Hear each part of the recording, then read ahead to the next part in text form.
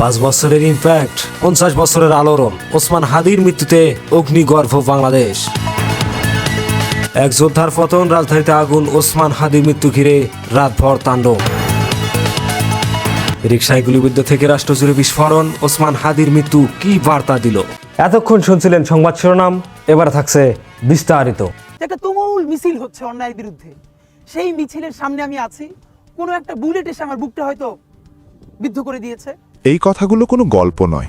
গুলিবিদ্ধ হওয়ার মাত্র কয়েকদিন আগেই নিজের মৃত্যু চিন্তা নিয়ে এমন কথাই বলেছিলেন ইনকালাব মঞ্চের মুখপাত্র শরীফ ওসমান বিন হাদি।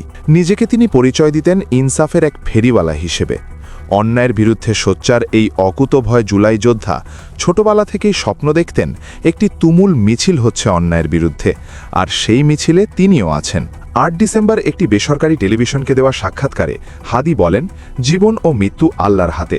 ন্যূনতম নিরাপত্তা নিয়ে চলাকেই তিনি নিজের নীতি মনে করতেন।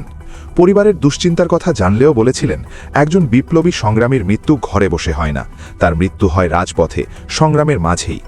হাদির বিশ্বাস ছিল দীর্ঘ জীবন নয়, বরং প্রভাবশালী জীবনই আসল সাফল্য।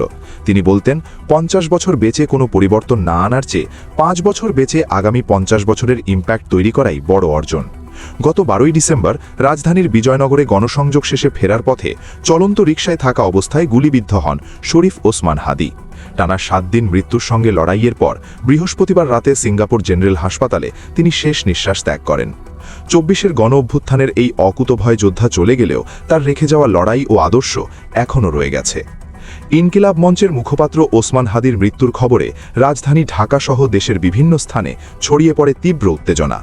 বৃহস্পতিবার রাত 9:30টার পর শুরু হওয়া বিক্ষোভ দ্রুত ভাঙচুর ও অগ্নিসংযোগে রূপ নেয়। রাজধানীর কাকরাইলে প্রথম আলো কার্যালয়ের একটি ভবনে আগুন দেওয়া হয়। একই সময় ডেইলি স্টার কার্যালয়েও হামলার লক্ষ্যবস্তু হয়। মুহূর্তের মধ্যে আগুন ছড়িয়ে পড়ে ভবনের একাধিক তলায়। কালো ধোঁয়ায় আটকা পড়েন ভেতরে থাকা সংবাদকর্মীরা। বের হতে না পেরে অনেকে ছাদে আশ্রয় নেন। প্রায় 1 ঘণ্টা পর ফায়ার সার্ভিস ঘটনাস্থলে পৌঁছে কয়েক ঘণ্টার চেষ্টায় আগুন নিয়ন্ত্রণে আনে, তবে ততক্ষণে ব্যাপক ক্ষতি হয়। প্রথম আলো প্রকাশনীর বই ও গুরুত্বপূর্ণ নথি লুট ও নষ্ট করা হয়। একই রাতে ধানমন্ডি 32 নম্বরে বঙ্গবন্ধু শেখ মুজিবুর রহমানের বাড়িতেও চালানো হয় ভাঙচুর। এছাড়া উত্তরা নতুন বাজার সহ রাজধানীর বিভিন্ন এলাকায় বিক্ষোভ ও অগ্নিসংযোগের খবর পাওয়া গেছে। ভোরের দিকে পরিস্থিতি কিছুটা স্বাভাবিক হয়। প্রশাসন জানিয়েছে, প্রতিটি ঘটনা তদন্ত করে দোষীদের আইনের আওতায় আনা হবে।